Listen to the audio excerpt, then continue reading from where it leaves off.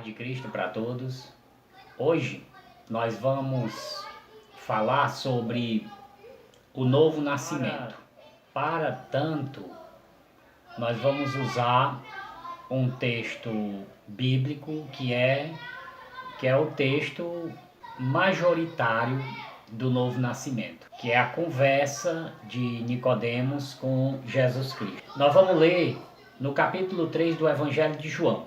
Ora, havia entre os fariseus um homem chamado Nicodemos, um dos principais dos judeus. Este foi ter com Jesus de noite e disse-lhe: Rabi, sabemos que és mestre vindo de Deus, pois ninguém pode fazer estes sinais que tu fazes, se Deus não estiver com ele. Respondeu-lhe Jesus: em verdade te digo que se alguém não nascer de novo, não pode ver o reino de Deus. Então, a primeira necessidade que você vê aí é que para ver o reino de Deus tem que nascer de novo. E esse é o problema que muitas pessoas não sabem, porque as pessoas acham que frequentar uma religião é tudo que elas precisam fazer. Só que pelas escrituras sagradas não é, tem que nascer de novo. E o nascer de novo não é algo que você faz sozinho. O nascer de novo, ele tem que ser feito pelo céu, pelos poderes do céu. Então, nós temos aqui uma declaração de um rabi, ou seja, um mestre da lei, falando para Jesus, dizendo que ninguém pode fazer os sinais que Jesus fazia, a não ser que tenha sido enviado de Deus, a não ser que seja por ordem divina. E que sinais eram esses que Jesus fazia? Eram sinais miraculosos, né, que ressuscitavam mortos, dava ordem nos espíritos, dava ordem na matéria-prima, nos fenômenos da natureza, e tudo que o Senhor dizia alguma coisa para que se fizesse, aquilo tinha que ser feito, aquilo era obedecido. Então o que obedecia o Senhor? O vento obedecia a Deus. Por exemplo, o vento, ele não me obedece. Se eu disser assim, vento, para de ventar, ele não vai fazer isso. Só se houver um antecipado acordo entre mim e Deus para que eu possa operar esse sinal, esse milagre. Mas o Senhor Jesus, ele pode dar ordem no vento, porque sua situação é um pouco diferente da nossa. Ele é o criador dessas coisas. E, portanto, ele pode dar ordem no vento. Apesar de que o Senhor, como homem, ele se iguala, né, num certo nível ao homem e abdica dos poderes plenos de Deus. Eu digo plenos porque os poderes de Deus estavam com ele, mas num certo nível. Não era plenamente como ele tem agora, sentado à direita de Deus. E nem antes, né? Porque ele se despojou do poder de Deus para viver, nascer como homem, viver como homem, para que ele pudesse trazer a mensagem para o homem como homem, e não como supremo Deus, né? Nós sabemos que ele é Deus e homem ao mesmo tempo, mas ele teve que viver como homem, participando de todos os sofrimentos que o homem participa. Então, os poderes que Jesus Cristo demonstravam, realmente não há como você fazê-los apartado de uma comunhão com Deus. Não é possível. Não dá para você dar ordem a um cadáver que está com 4 dias de morto e ele ser restaurado em toda a plenitude. Por exemplo, quando o Senhor Jesus ele ressuscitou Lázaro, a irmã de Lázaro, não me recordo bem agora se foi Marta ou se foi Maria, mas foi uma das duas que disse: Senhor, já cheira mal. ao dizer que o corpo de Lázaro já cheirava mal, ela está dizendo que a textura da carne de Lázaro já estava em estado de putrefação, ou seja, já estava se desfazendo, se esfacelando para se recompor novamente ao barro, como está escrito lá em Gênesis: tu é barro, ao barro voltará, ao pó voltará. Então, quando o Senhor chega lá na cova, né, onde Lázaro fora sepultado, quando ele dá ordem, Lázaro vem para fora, está incluída nessa ordem aí a restauração dessa carne que está em estado de putrefação. Nenhum homem até hoje foi capaz de fazer. Acredito que num certo nível foi, porque um corpo morto, a partir do momento que a pessoa morre, o estado de degradação, né, de corrupção do corpo, ele já começa. Morreu, saiu o espírito, ali já começou. Então, num certo nível, mesmo que a pessoa vá orar por uma pessoa morta depois de 2 horas, já está se deteriorando. Claro que com 4 dias aquilo vai estar pior ainda, né? Mas já começa. Na hora que o espírito sai, a degradação do corpo já começa. Ele já começa a se... O Senhor, ele dá ordem na matéria. Então a matéria da qual nós somos feitos, né? Que é do pó da terra, ela obedece ao Senhor. Então na ordem que o Senhor dá a Lázaro, ela se recompõe. E ao dizer sai para fora, ele também está incluído a questão do mundo espiritual, porque o espírito de Lázaro havia saído já dele. Estava morto há 4 dias, então o espírito não estava mais no corpo. Então esse espírito, da onde ele estava, no local onde ele estava, teve que voltar e entrar num corpo. E esse corpo teve que se refazer mediante a ordem de Cristo. Então esses sinais que o Senhor fazia e ainda faz através da sua igreja, né? Porque os sinais miraculosos eles continuam. Eu nunca vi os sinais serem no patamar de Jesus Cristo, nunca vi. Mas que coisas que ao homem não é possível fazer, a igreja já fez em milhares de vezes desde que foi fundada na igreja. Então Nicodemos ele assume essa de dizer que não é possível ao homem fazer algo se ele não tiver com Deus, né? Então respondeu-lhe Jesus a essa afirmação e disse: em verdade te digo que se alguém não nascer de novo não pode ver o reino de Deus. Perguntou Nicodemos a ele, né? Como pode um homem nascer sendo velho? Porventura pode tornar a entrar no ventre de sua mãe e nascer? Então Nicodemos não compreendeu a partir do momento que o Senhor diz: olha, é preciso que o homem nasça de novo, porque esse nascimento que ele tem aí não lhe dá as condições necessárias para que ele enxergue o reino de Deus. E aí Nicodemos pergunta: mas pode o homem voltar ao ventre de sua mãe e nascer segunda vez? Né? E o Senhor responde a ele: em verdade te digo que se alguém não nascer da água e do Espírito, não pode entrar no reino de Deus. E aí ele diz, tem que nascer da água e do Espírito. Ele não vai explicar para Nicodemos aqui sobre nascer da água e do Espírito, porque da água Nicodemos conhecia. João Batista estava, antes de Jesus aparecer pregando o Evangelho, estava pregando batismo de arrependimento, que é o nascimento nas águas, que inicia os 2 processos. Você nasce da água e a partir da água nasce do Espírito. É claro que para nascer do Espírito, por exemplo, quando João Batista batizava os cristãos, batizava as pessoas que vinham a ele nas águas, eles tinham um início de um novo nascimento. Mas a conclusão do Espírito ainda ia acontecer. O nascimento do Espírito ainda ia acontecer porque o Senhor ainda ia fazer essa obra para que ela pudesse se concretizar no homem.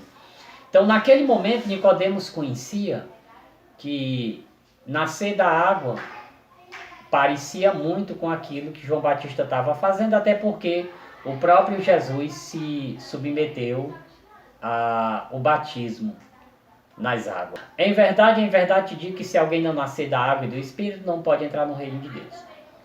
O que é nascido da carne é carne, e o que é nascido do Espírito é Espírito. Então o Senhor diz para Nicodemos: olha, Nicodemos, quem é nascido da carne é carne, quem é nascido do Espírito é Espírito. Significa que um homem nascido da carne, ele só enxerga o mundo material, o substantivo, as substâncias. Ele só enxerga a substância e toda a sua mente e coração trabalha baseado num conhecimento, um conhecimento adquirido apenas com objetos físicos. E aí é que está o problema. O homem nascido da carne, ele não vai poder ver o reino de Deus, porque o reino de Deus não dá para você alcançá-lo sem um novo nascimento.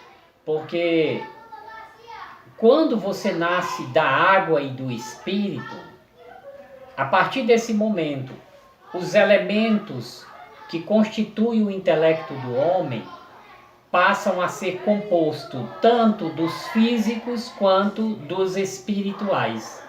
E aí muda completamente a visão.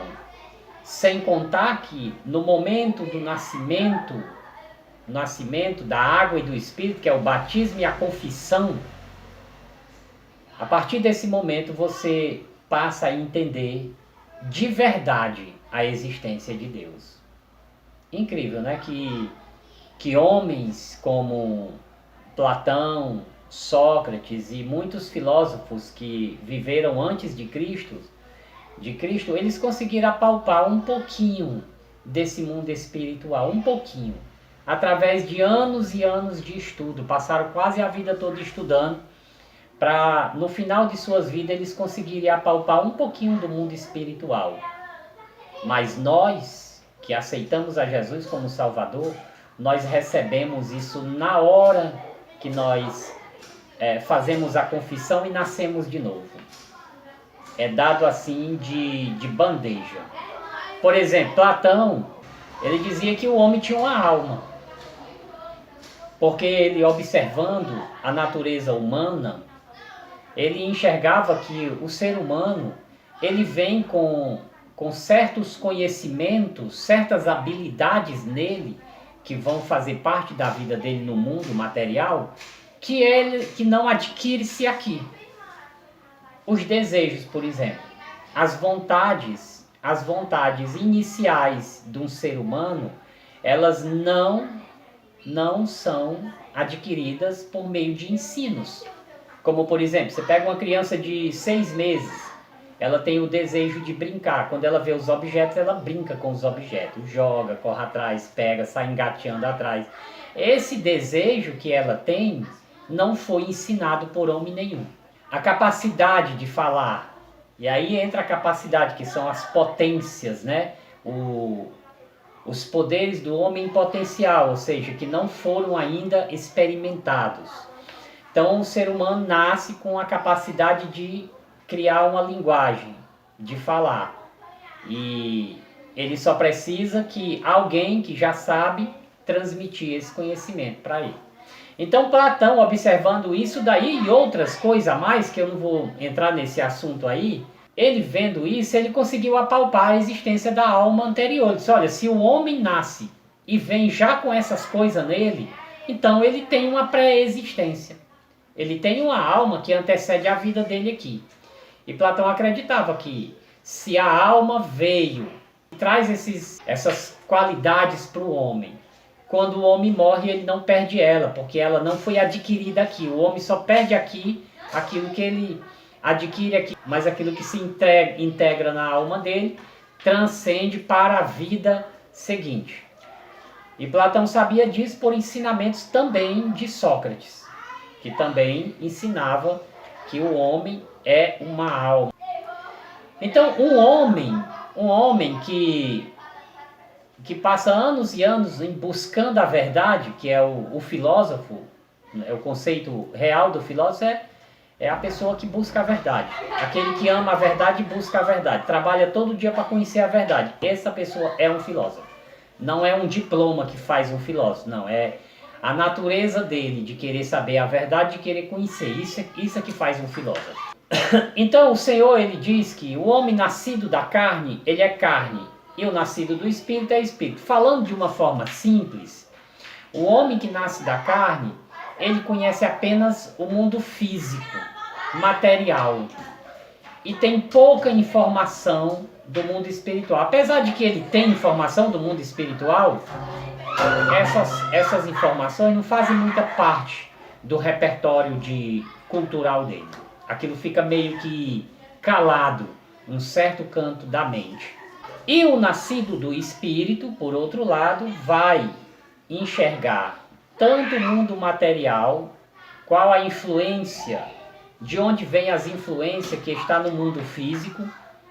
E aí ele enxerga, através do mundo espiritual, ele enxerga o mundo físico e o mundo espiritual e as forças que operam nesse mundo espiritual para que ocorra as coisas no mundo físico. E aí nós passamos a entender que tudo que acontece na superfície da Terra, de decisões, de mudanças, de leis, de guerras e de tudo, ela teve um pré-requisito lá atrás no mundo espiritual, vem do mundo espiritual.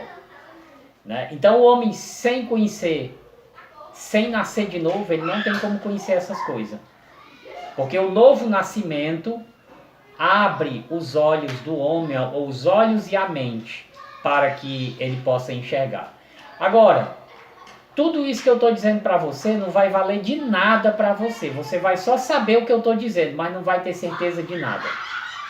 Por quê? Porque para conhecer você tem que ter a experiência em si mesmo. Eu não posso provar nada do que eu estou dizendo para você. Nada, não posso provar nada. Porque para você saber o que eu estou dizendo, se é verdade ou não, você tem que experimentar. Nasça de novo. E aí você verá o que eu estou dizendo para você. Tem que nascer de novo. Da água e do Espírito, que é o batismo e a confissão. Você confessa o nome de Jesus, é batizado. Nesse processo aí, Deus envia o Espírito Santo e o Espírito, ele te convence da existência de todas as coisas. Que é o pecado, justiça e juízo. Então, Nicodemos, né? Aí Deus vai falar mais um pouquinho sobre ele, diz assim, ó, não te admires, Jesus diz para Nicodemos, não te admires de eu te haver dito, necessário vos é nascer de novo. Né? Ele não vai explicar tudo para Nicodemos, não. Ele diz assim, é necessário, é preciso, é de extrema necessidade, você não vai ver o reino de Deus. E por que ele está dizendo que Nicodemos não vai ver? Porque Nicodemos era mestre da lei e acreditava que por meio da lei ele ia ver o reino de Deus. Né?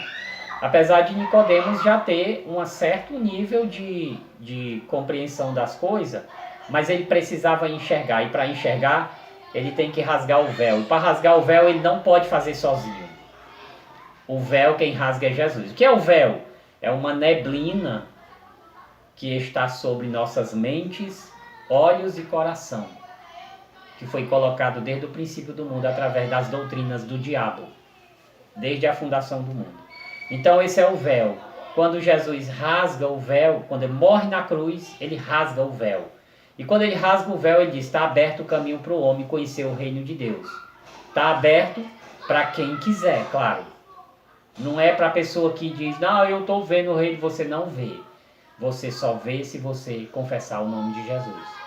Aí ele fala aqui, dá um exemplo, no versículo 8, do capítulo 3 do Evangelho de João, ele dá um exemplo do que seria um indivíduo nascido do Espírito, da água e do Espírito. Ele diz, olha, o vento sopra onde quer, ouves a sua voz, mas não sabes de onde vem nem para onde vais. Assim é todo aquele que é nascido do Espírito. Então o que ele está dizendo? Ele está comparando uma pessoa nascida do Espírito com uma pessoa com o vento. O que é o vento? Qual é a sua percepção do vento? Um homem comum, como é que ele percebe o vento? O homem comum, ele percebe o vento, ele ouve o som do vento, ele vê o movimento que ocorre, mas ele não sabe o local de onde o vento vem, nem para onde esse vento vai. E aí Jesus diz o seguinte, olha, o nascido do Espírito é a mesma coisa, você não vai saber de onde aquela pessoa vem nem para onde vai, porque você não conhece o mundo em que agora ele está inserido, né? Então nós somos inseridos no mundo espiritual. E uma pessoa de fora não pode ver, não pode saber. Ele apenas julga com a mente mundana dele. Mas é tudo errado. Tudo errado, tudo torto. Porque se ele não enxerga o reino de Deus, ele não pode enxergar a minha situação com relação ao reino de Deus. Porque eu sou nascido da água e do Espírito. E portanto as minhas ações são como vento para ele. Ele não sabe de onde eu nasci, de onde eu vim, nem para onde eu vou. E o que eu falo e o que eu ensino, ele também não vai entender. Porque eu falo de uma posição de visão, né? Ou seja, o ponto que eu estou para enxergar as coisas. É um lugar onde ele não pode se colocar. Não na natureza carnal dele. Porque a natureza carnal dele vai enxergar pelo lado carnal. Né? Enxerga pelo lado carnal e, portanto, pelo lado carnal ele não tem compreensão, não pode alcançar aquilo que eu ensino como sendo nascido da água e do Espírito. Então, para você entender isso, não há crente no mundo que te possa provar isso daí. Porque a prova, ela é você quem tem que dar a você mesmo. Aí sim você consegue provar. Você nasce da água e do Espírito, né? E depois você vê do que é que os crentes falam. Bom, então, os que são nascidos da água e do Espírito sabem dos outros que são nascidos, porque ele está enxergando do mesmo prisma. Apesar que existe desbalanceamento de graus de conhecimento, graduação e maturidade de fé em cada homem. Mesmo assim, dá para entender de que ponto de vista essa pessoa enxerga. Você pode até não ver tudo que ela vê, mas você sabe por que ela está vendo mais do que você. Por causa da dedicação dela. Porque Deus não faz acepção de pessoas. Né? Mas o nascido da água e do Espírito, ele consegue ver de onde os crentes vê. Por isso que todos os crentes têm um comportamento basicamente igual. Né? Às vezes, a igreja que ele frequenta pode pregar muita heresia e gera uma diferença bem grande, mas mesmo assim ainda tem uma parcialidade. Aí o Senhor diz, aí perguntou-lhe Nicodemos, como pode ser isto? Respondeu-lhe Jesus, tu és mestre em Israel e não conheces as coisas que eu estou falando? Em verdade te digo que nós dizemos o que sabemos e testemunhamos o que temos visto. E não aceitais o nosso testemunho. Por que ele não aceita? Acabei de explicar. Ele não aceita por quê? Porque o cristão, nascido da água e do Espírito, ele fala desde onde ele está inserido. E onde ele está inserido, ele tem uma ampla visão. E essa visão, ela não chega num indivíduo que não nasceu da água e do Espírito. Em verdade te digo que nós dizemos o que sabemos e testemunhamos o que temos visto, e não aceitais o nosso testemunho. Jesus está dizendo para Nicodemos que vocês, fariseus, não aceitam. Nem só os fariseus, mas também aqueles que são incrédulos na palavra, né? Eles também não aceitam, porque eles não sabem desde onde eu falo o Evangelho. Aonde eu estou inserido para que eu possa dizer o Evangelho, ensinar o Evangelho. Se vos falei de coisas terrestres e não credes, como crereis se vos falar das celestiais? Aqui o Senhor está dizendo para ele, no versículo 12, que está usando termos humanos para ensinar algo do reino de Deus. Ele diz, olha, apesar de eu ter ensinado sobre o reino de Deus usando coisas que são acessíveis a vocês, vocês não conseguem entender. Agora imagine se eu falasse usando os termos só do céu mesmo, né? Falando só das coisas que tem no céu. Aí era que não ia entender mesmo. Ora, ninguém subiu ao céu, senão o que desceu do céu, a saber, o Filho do Homem. E como Moisés levantou a serpente no deserto, assim importa que o Filho do Homem seja levantado, né? Vamos remontar aqui essa ideia. O Senhor está mostrando a Nicodemos algumas partes que ele precisa saber, talvez as principais mesmo, sobre a salvação que ele, Jesus, pregava naquele momento, estava pregando. E ele diz, olha, assim como Moisés levantou a serpente no deserto, assim importa que o Filho do Homem seja levantado. Vamos falar um pouquinho sobre essa levantada da serpente no deserto para a gente fazer uma comparação com Cristo. Numa certa altura lá no deserto, apareceu um monte de serpente que mordiam os israelitas que estavam no deserto, depois que saíram do Egito, passando pelo Mar Vermelho, e matava, e estava sendo uma verdadeira miséria na vida dos israelitas, né? Do povo hebreu que saiu do Egito. E então Deus disse para Moisés, Moisés clamou, Senhor, como é que a gente faz para resolver esse problema dessas serpentes? E Deus disse, olha, você faz uma serpente de ouro, coloca lá num pedestal, e todos aqueles que olharem para a serpente ficarão curados da mordida da serpente. O que Jesus está dizendo com relação a ele? No nosso tempo, né, nós temos uma serpente que nos morde e que nos mata. O que é? O pecado. O pecado que foi inserido no homem pela serpente. Então esse pecado inserido pelo diabo no mundo, ele está matando o homem, o pecado. E o que é o pecado? O pecado está em quê? O pecado está na carne do homem. Quando o diabo faz o homem pecar, ele faz apenas instigar aquilo que está na carne do homem, fazendo com que o homem seja incentivado por meio de muitos meios. Você vai ter dinheiro, vai ter carrões, vai ter todo tipo de coisa material pelas quais o homem se corrompe. E nessa corrupção ele peca. E quando ele peca, ele se dirige no rumo da morte. Essa morte não é a morte, a separação do corpo da alma, é a morte eterna mesmo. Porque se ele leva uma vida de pecado, o pecado vai matar ele, vai matar a alma dele. Porque a alma do homem, ela vive da verdade, da justiça e do amor. O pecado não tem nada disso. O pecado não tem justiça, não tem amor e não tem verdade nele. Para você viver numa vida de pecado, você tem que excluir essas coisas da sua vida. E essas coisas são necessárias para a vida da alma do homem. Então o Senhor, ele se torna um corpo de homem. E no corpo de homem está o pecado. Por quê? Porque o pecado ele vem de Adão e se aloja no corpo do homem. Então o que é que o Senhor Jesus faz? Ele se transforma na carne do homem, em homem de carne, e o pecado vem para ele. Os desejos, as vontades vêm para ele.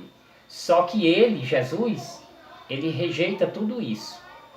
E ele se entrega sem cometer o pecado. Porque o pecado, ele, ao instigar você a pecar, ele não produziu o fruto.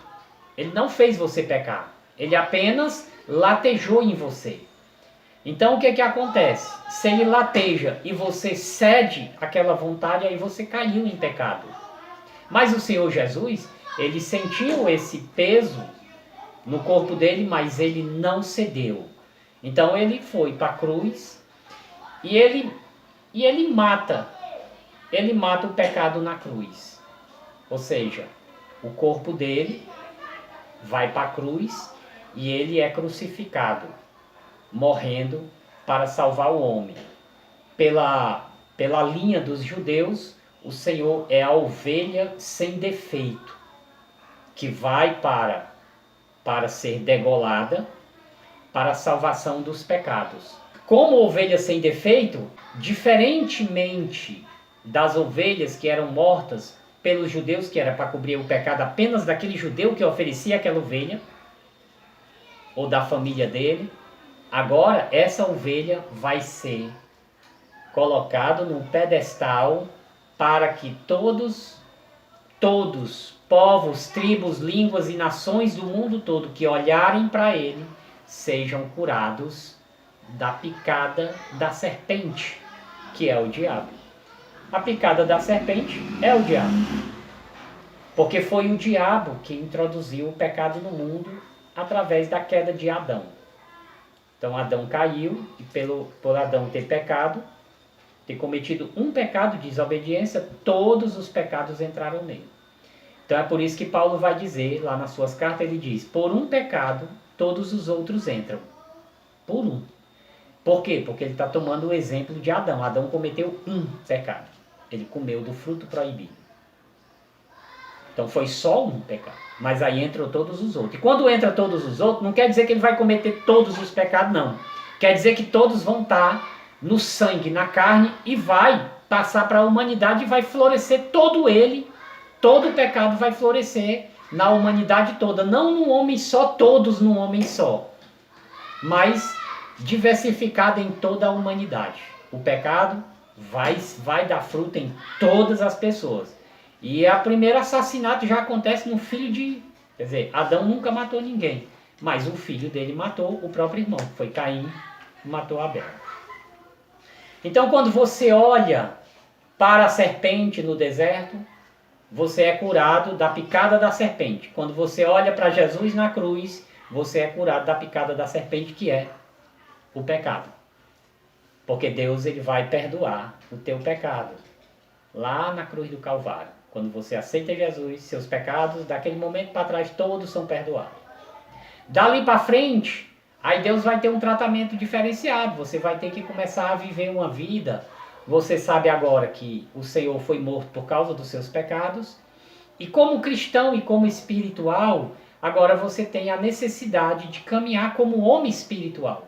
Se você tem um espírito, o fruto que vai produzir de você tem que ser frutos espirituais. É lógico que nós não conseguimos produzir sempre frutos espirituais, porque nós somos pecadores, remidos, mas continuamos pecadores. Não no nível do mundo, mas no nível muito mais baixo e sempre lutando para não cometê-los.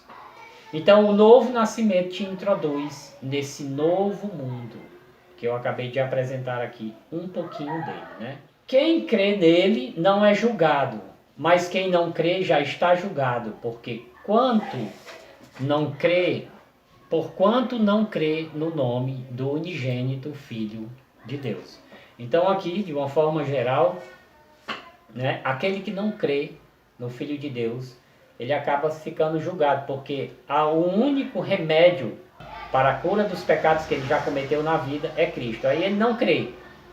Então a cura está sem efeito para ele. Porque Jesus morreu por todos os homens. Mas as pessoas têm que vir até ele e aceitar o sacrifício dele na cruz e a partir do momento olhar para ele. Olhar para ele significa olhar os seus ensinamentos.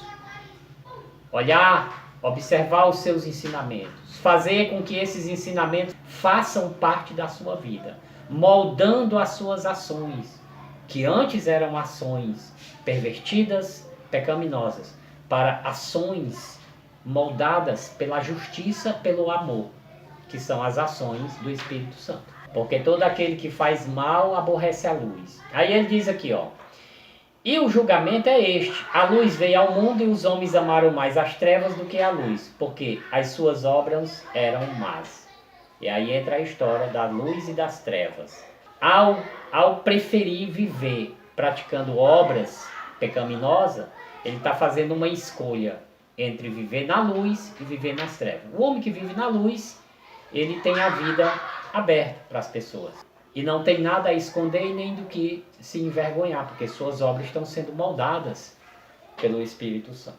Quem nasce do Espírito, da água e do Espírito, passa a ter esse caminho para seguir até o fim da sua vida. Caminhando sempre em direção à cruz e sempre olhando para a cruz, para que você possa realmente chegar e receber a vida eterna, que Jesus logo logo vai chegar para vir. Que Deus abençoe a todos e que aqueles que ouvirem essa palavra aceite Jesus na sua casa, no seu quarto. Você pode confessar, você sozinho pode confessar o nome de Jesus. Eu aceito Jesus como meu Salvador. Eu te aceito, Senhor. Pronto, você disse isso. Aí agora você vai receber o Espírito Santo, vai ser batizado e iniciará uma nova vida em rumo ao reino de Deus. E não tem outra vida, só tem essa.